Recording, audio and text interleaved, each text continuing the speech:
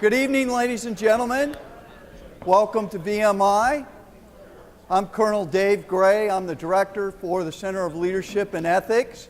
I hope you've had an opportunity to see many of the other events around today. We're very proud to partner not only with the Marshall Museum, the VMI Museum, but we're especially proud to be partnered with the World War I Commemorative Commission, both the National Commission and the Virginia Commission.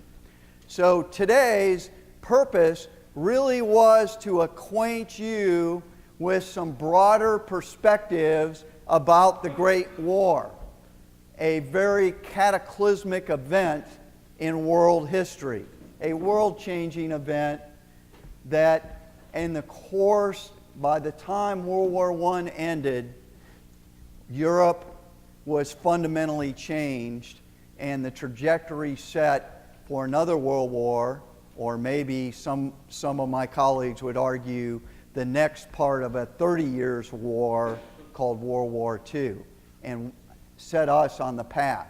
What I'd like to do for the next couple minutes, though, is to set the perspective and the context for tomorrow's main events. Of course, our conference theme, American Leadership and Generalship during the Great War, is grounded in the context of American neutrality and unilateralism prior to 1914.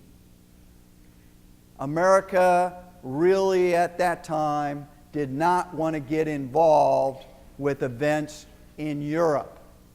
And so today I want to give you a broad overview of what went on during those 3 years of 1914 through 1917, and hopefully that'll give you a flavor for what Americans were looking at during that time, what type of war World War I was, and hopefully I'll set the context for our speaker tonight, who will talk to us about getting the Americans over there and why we finally do get involved.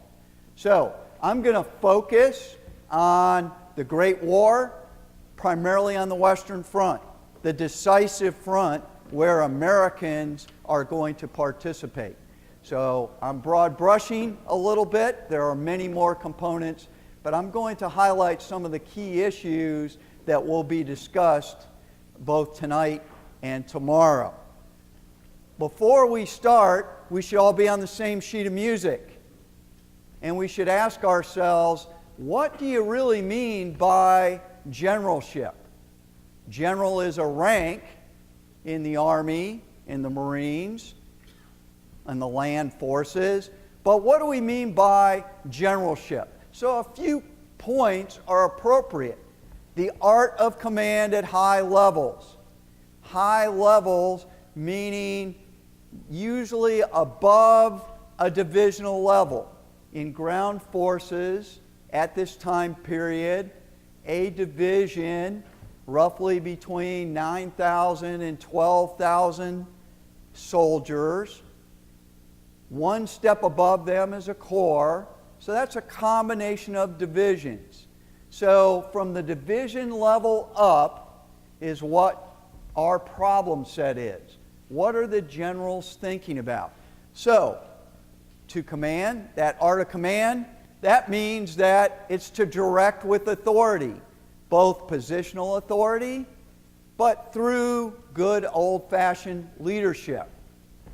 And a general at this level, the operational, and then down to the tactical level, really the general's job is to set the conditions for lower level subordinate forces to be successful on the battlefield. That requires a great deal of expertise at the movement, coordination, and planning and support of large formations. And then it means the ability to visualize and to conduct large campaigns. Campaigns are 1, 2, 3, or 4 major battles or operations. Could be a number of things. But think of many functions going on during this time. So, general working definition, and so to evaluate that, we should, the next day, ask ourselves, what are some factors that contribute to a general success or failure? And use that as a prism for our discussion tomorrow as we delve deeper into this topic. Now, there's many things, and I'm sure Geral P could comment on some of these, but let me show you a few things to keep in mind as you move forward. And I'm going to let you look at this laundry list, but as I talk tonight, keep these in mind, and I'll try and emphasize where I can a few points about were the European generals successful in some of these attributes. I'd like you to pay attention to the words in red for a moment.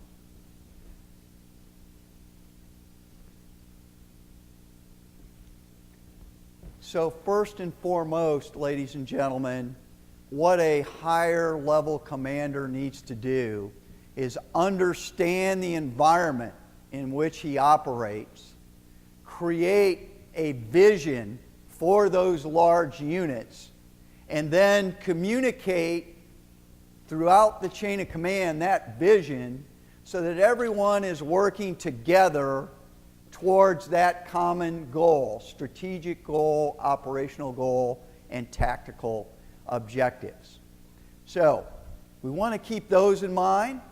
The generals should be, because they are the senior leaders, should also be somewhere around where their soldiers can see them, to inspire them, to encourage them, and ultimately, because they are some of the most experienced leaders, to direct them to the decisive point at the decisive time.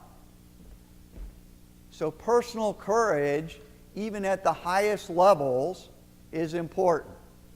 I would say moral courage, the ability to make decisions, hard decisions that involve the loss, in this case, of large numbers of lives for that common goal, is very important. So, context for the next 2 days is, what are we talking about? We're talking about leadership. We're talking about someone being in charge and ultimately responsible for what happens on the battlefields, and someone who can inspire, encourage, and motivate people to win victory in that conflict. Now, a couple points. So, the Europeans, generals who fight, have to figure out what's the context. And there are several meta trends going on at the end of the 19th century leading up to World War I. I just want to highlight a couple that are relevant to the way then that the militaries of the time look at any coming conflict in Europe and the way they're going to prepare and organize. In the late 1890s, you might argue very vigorously that it was the first wave of globalization caused by the Industrial Revolution, the industry that expanded throughout the Western world, propelled increases in technology and fundamental changes in societies. Those industrialized societies sought overseas markets for their goods. They sought trade, just as we do today.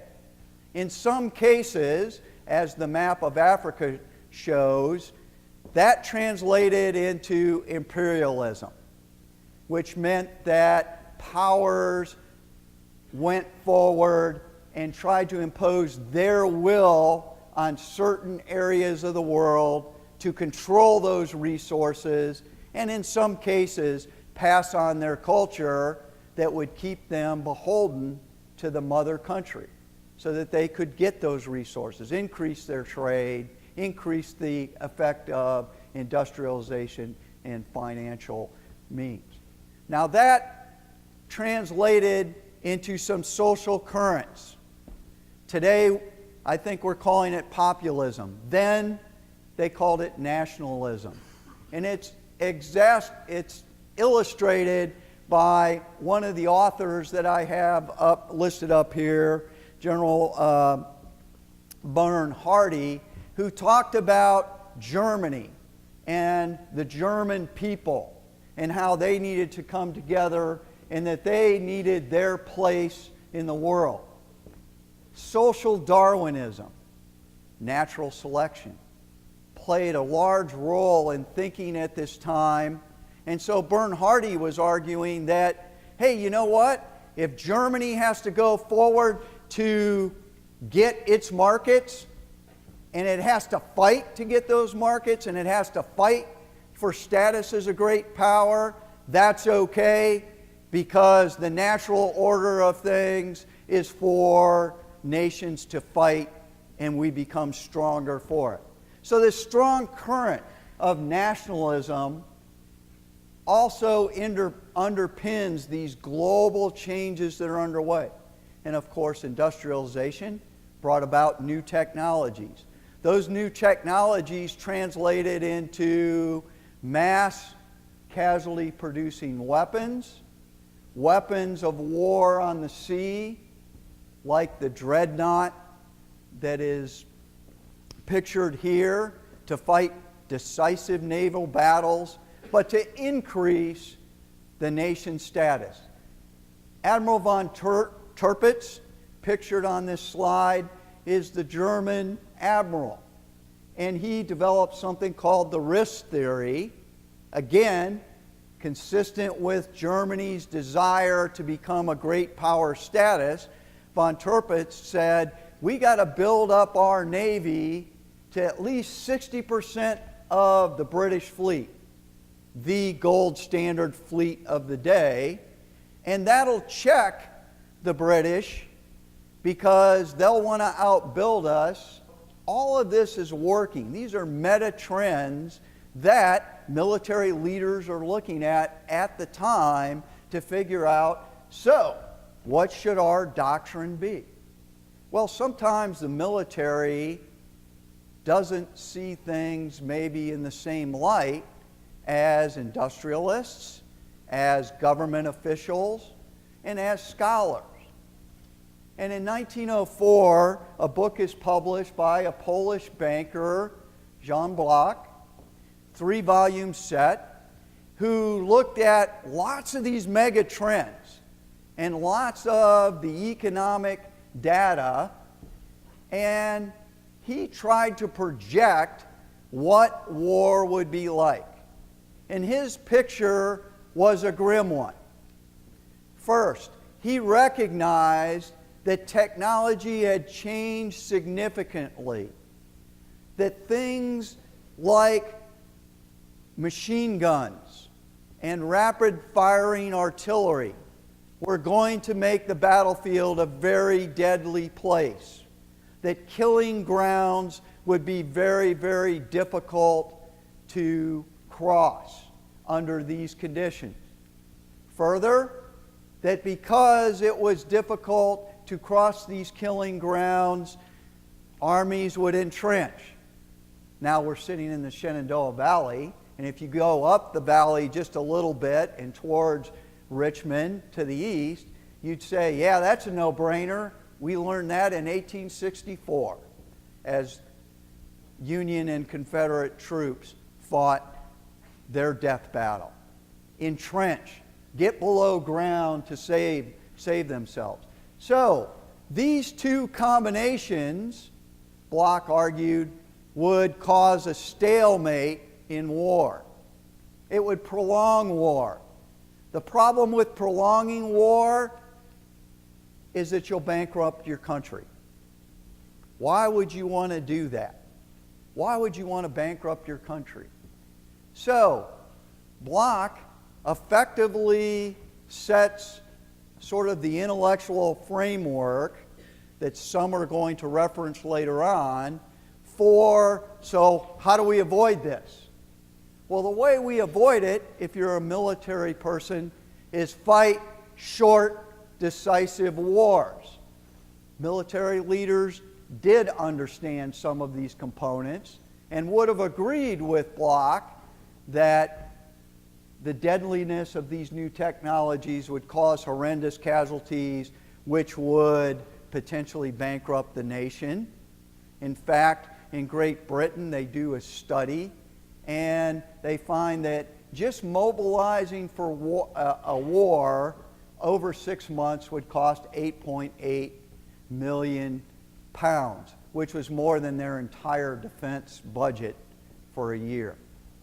So exponentially, everyone understood, at least to some degree, what these trends were. But from the military mind, how to approach this? How to achieve decision in warfare then without bankrupting yourself? Well, several theories, but they all sort of converge on this. It's about the individual over the weapon. It's about, in the case of Ardent Dupuy, who fought in the Franco-Prussian War, a short war of 7 weeks duration that really involved 2 decisive battles that resulted in the Emperor of France being captured, resulted in the province of Alsace-Lorraine being taken from France. Maybe there's something to that. But Dupuy looks at what is the problems of that battlefield. Let's get down to where the soldiers are, which is really where he was as a mid-level officer. What do we have to do? And his conclusion was, it's about morale. It's about he will win who has resolution in advance. For those of you in the room who have been under fire, even the best trained troops, especially under intense fire, once they go to ground, there is a very, very strong dynamic going on. And if you're the leader trying to get your men up and moving again, regardless of time period, it can be very problematic. So, what Dupuy says is morale. Continue the attack. Keep people together, up and moving, because there's cohesion in seeing each other as you move on the battlefield. His thoughts are taken further by the French and General Ferdinand Foch, who later is part of the French École de Guerre, their war college. And he also writes about this, among others, about offensive à l'outrance. All-out offensive. Because what military leaders think, Bloch may be right about these weapons. He may be right about the entrenchments. And the entrenchments mean the defense is superior to the offense in these conditions. But military men would argue you can't win on the defense. At some point, you have to go on the offense. For the French, in their doctrine, it was to always stay on the offense, to negate this possibility of going to ground, to negate the idea that we're going to entrench and prolong the war like that rabble in America from 1861 to 1864. They really didn't know what they were doing. We're going to avoid that. We're going to fight short wars predicated on this offensive doctrine. Now, to do that, it causes several social changes. One of them being, for the first time during this period, armies that are in the midst of professionalizing themselves in the way that we are professionals today, long-term training, exercises, officer education, a number of things. But for the first time, armies and navies are going to begin to war plan in peacetime. Have contingencies if the war comes. What are we going to do? Pre-thought out plans. And for the Germans and the French, there are a number of plans for all the belligerents that fight in World War I in Europe. I'm just going to concentrate conceptually on two for a moment, is the German plan and the French plan. So first, all forces, if you're going to fight a short war, you need to have the proper resources, meaning you're probably going to figure out some way to create a large conscription army. You're going to equip them with modern weapons, and you're going to use key technologies like the railroad system to get those troops quickly to the battlefield and to use those same railroads to outmaneuver your opponent so that you can win quickly, so that you don't bankrupt your nation. It's all about rapid, decisive victory and maybe willing to take those casualties that Bloch talks about, those horrendous casualties. But in the big scheme of things, if the war only lasts 6 weeks instead of 6 years, it's a net plus. So all armies in Europe during this period are looking at conscription, pre-war plans, modern equipment to the degree that they can inform them. The German plan is probably most famous, called the Schlieffen Plan. Now, scholars have dug into this. There are a number of controversies involved with this strategy, so I'm just going to deal with it conceptually. Why did the Germans come up with this plan, and why did they think they could win rapidly on what becomes a Western Front? First and foremost, I don't have the map up here, but if you think of Germany, Germany's in Central Europe. Germany's strategic problem is the possibility of a two-front war against Russia on the east and France on the west. They have an alliance. The Germans know this. Schlieffen's plan is predicated on concentrating first on the French and second on the Russians. Seems counterintuitive because in those days most intelligence assessments had the French as probably the best army besides the Prussian army of the time, and the Russians kind of as slow, kind of in a way like those rabble Americans, not as efficient, large but lumbering, not as well trained. Well, Schlieffen's reasoning, and carried out by several war games conducted by the General Staff, was that if we attack Russia first, the lesser enemy, the Russians can just kind of fall back like they did in Napoleon in 1812. And we'll get bogged down there, and that'll allow the French, the superior army, to attack our other flank. So let's take the initiative. Let's knock the French out of the war first with rapid, decisive operations, and then we can concentrate on defeating the Russians. So his plan essentially is, let's attack the enemy on his flank and his rear. Today, what we would call a turning movement. Make that enemy fight in two directions, but to envelop and encircle him in what the Germans call a Kesselschlacht, a cauldron battle. They had done this at Sedan and captured the emperor in 1872. So it's a natural thing.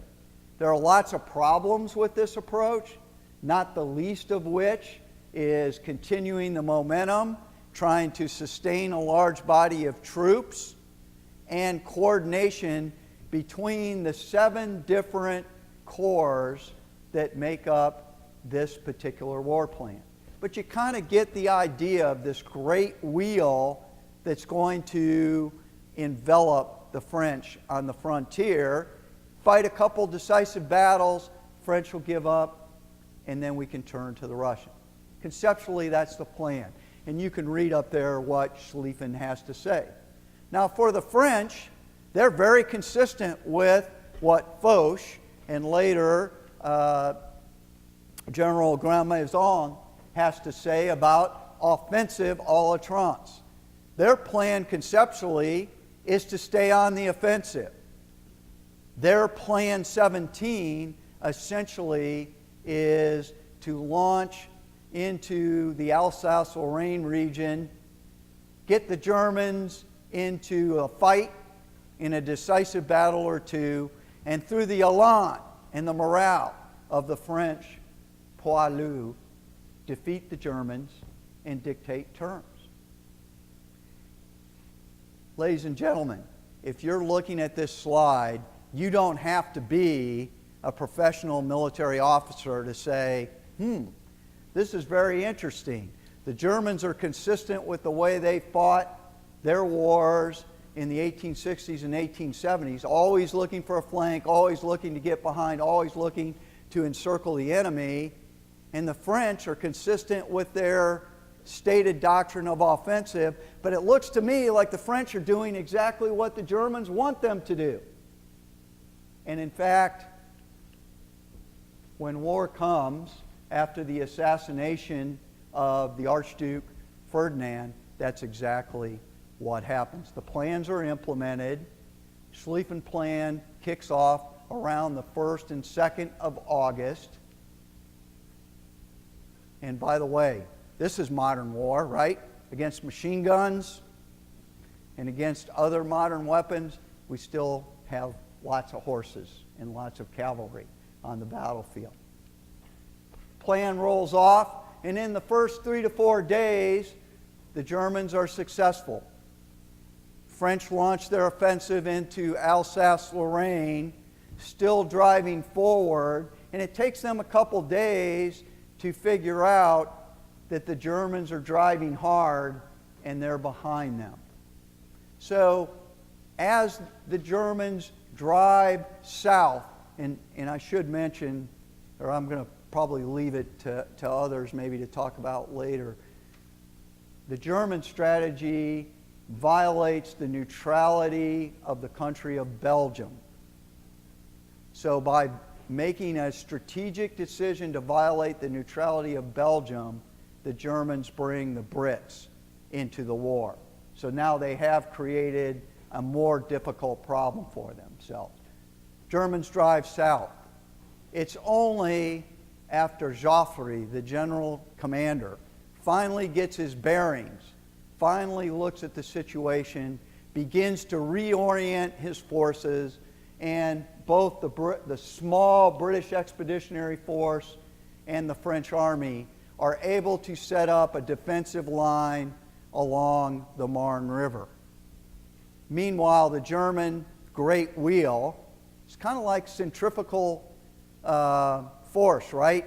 When you're making that outside turn, things start getting a little askew unless you got a tight grip on the steering wheel. Kind of a good analogy because the Germans, as they wheel south, their coordination laterally begins to break down. It's just a difficult task for generals to control armies without the aid of modern communications. They send young officers, lieutenant colonels, majors, and captains with messages in staff cars, try to use telephones where they can, to keep the great wheel going. But it breaks down at the Marne.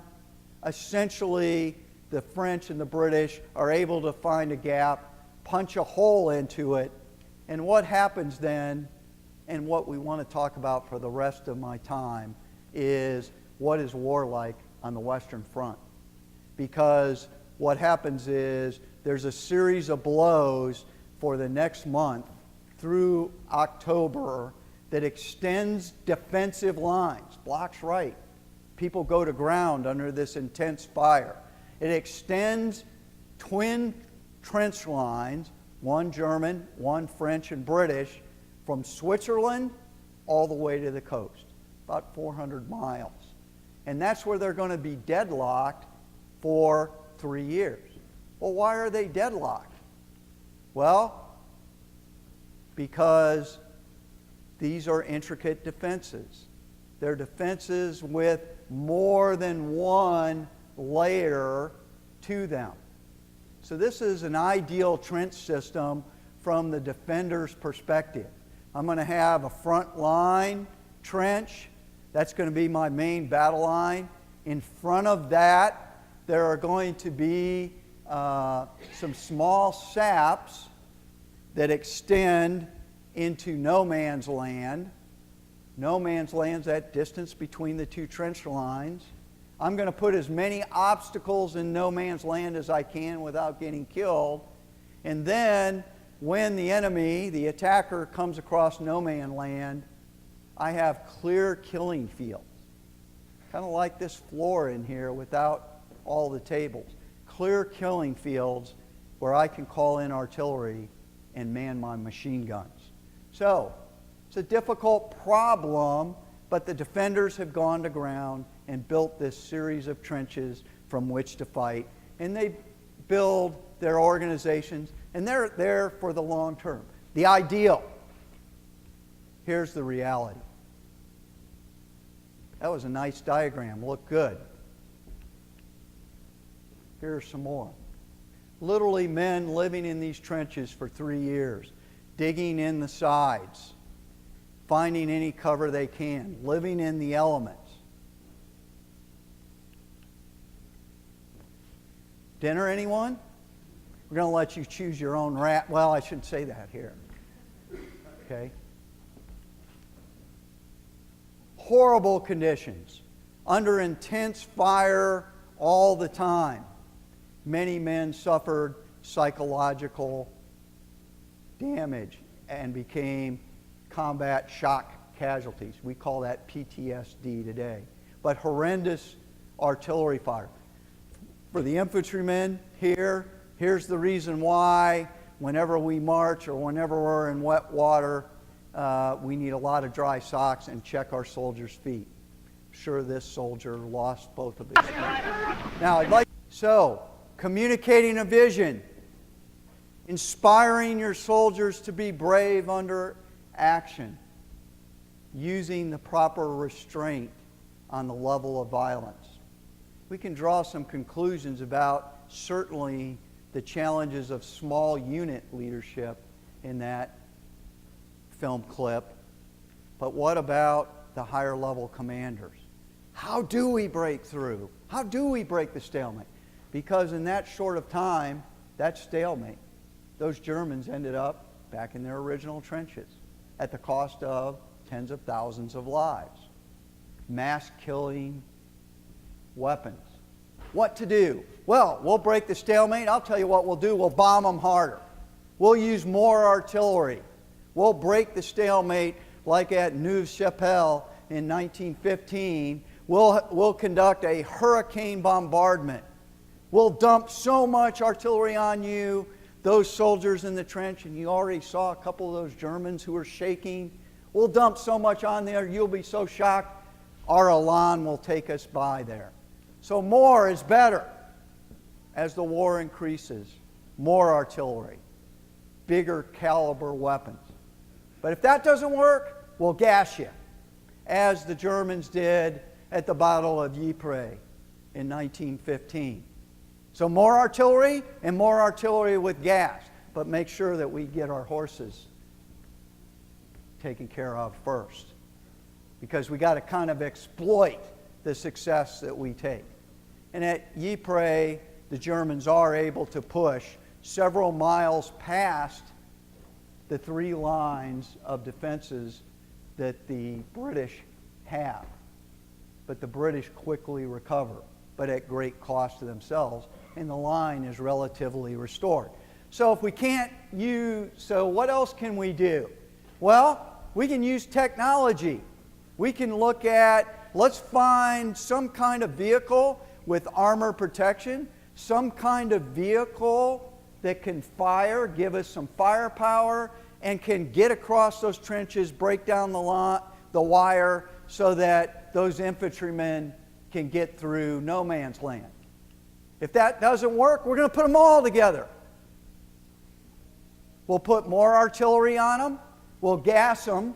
We'll send tanks forward to break down the wire. We'll have those infantrymen kind of huddle behind those armored vehicles to get across no man's land. And if we put that all together well, and we can coordinate it well at all levels, beginning at the Army level on down, that's called combined arms.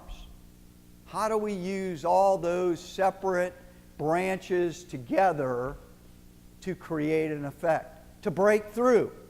Now, if that doesn't work, we're going to take the war into the air. And here, ladies and gentlemen, is the start of a true military revolution. Because heretofore, warfare is kind of on that linear plane. It's on land, it's on the sea, but now we're going to take it into a couple more dimensions. Here's the air. And it's primitive at first, but it takes on a greater role as the war continues.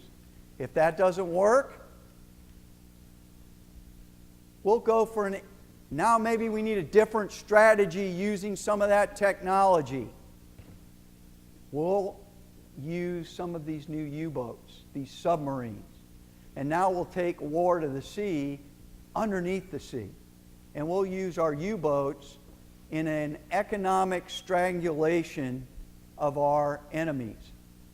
If we can't win on the battlefield, we can hold up and we'll make them pay the price. We'll make their country bankrupt.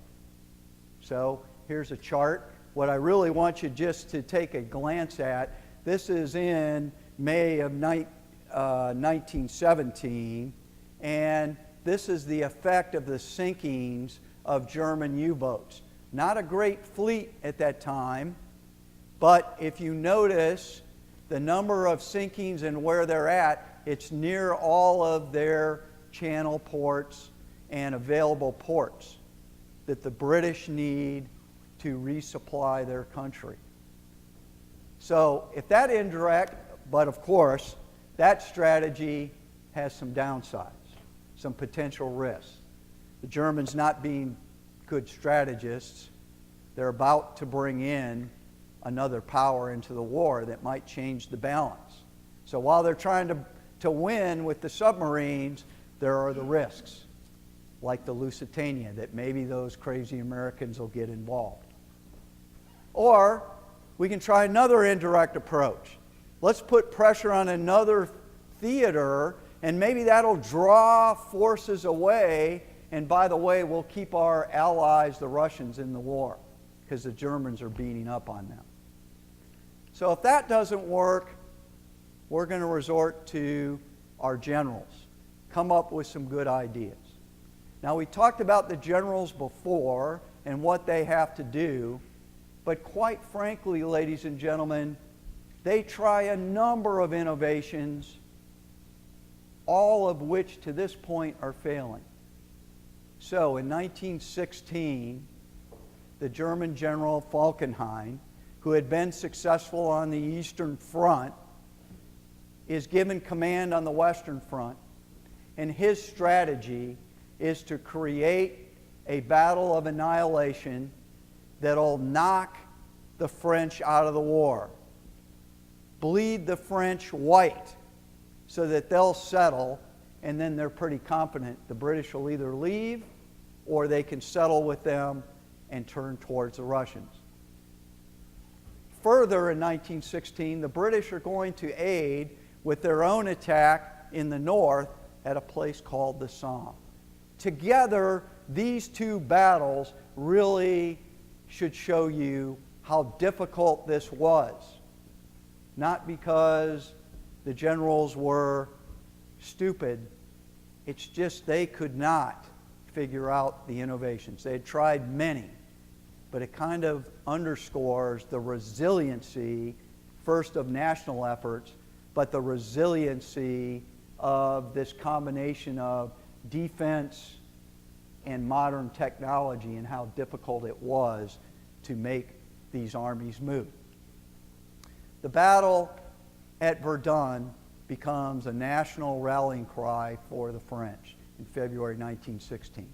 I'm not really going to talk the details, but it really involves the Germans attacking some of the key fortifications along Verdun, Fort Douaumont and Fort Vaux being the main ones, modern fortresses, lots of artillery, lots of defenses, and to try and bleed the French white.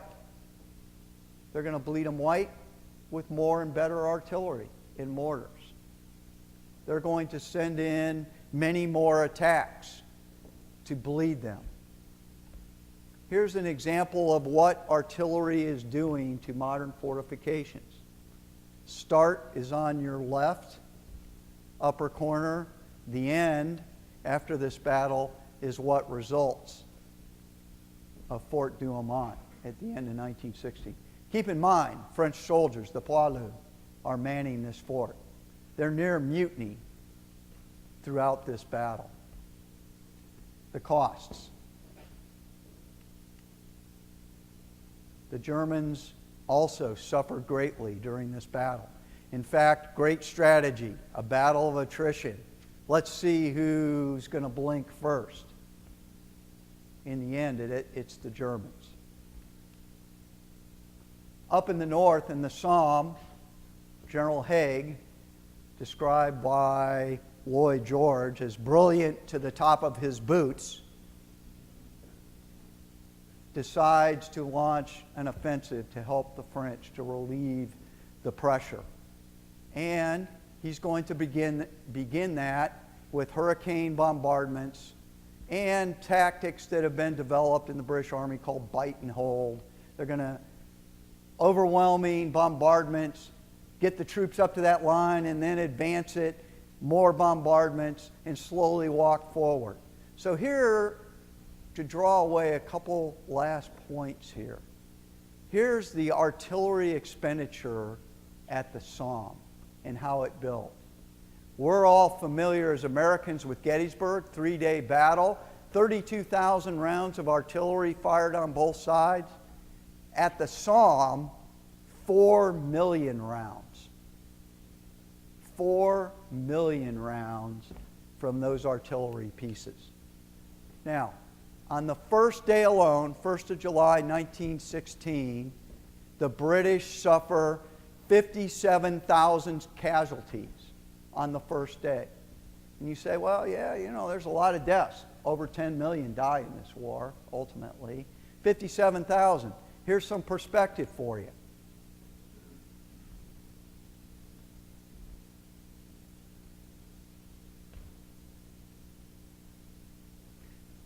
So for us, as Americans sitting in this room, we remember Vietnam and the many deaths there. That's 58,000 in 8 years. The British lose that equivalent in a day at the Somme. So the Somme goes 7 days, achieves very little. So what to do? More is better. More troops, more artillery, more tanks, except the weather and the terrain. And by the way, the enemy always is pushing back at you. This is not a science project. This is one of creative energy for the generals. What do I do?